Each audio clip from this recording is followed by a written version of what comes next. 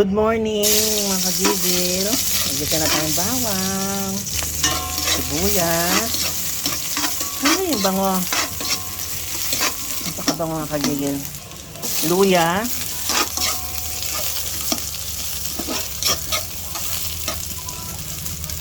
Then, lagyan natin yung pang sahog natin, ang maliliit na hipon.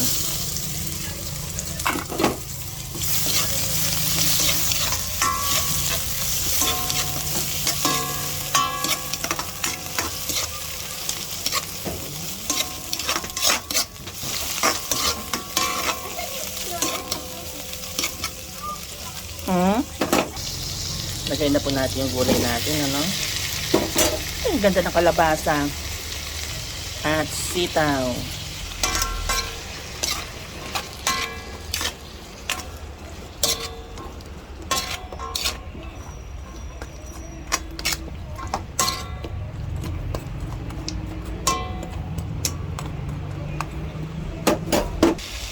Lagay tayong tubig. Yan. Pakuluan natin for 10 minutes, Sigurado ko lang makakakuha. Lagay po tayo ng pork cubes. Yan. Lagay na po natin yung ating gata na Coco Mama. Yan.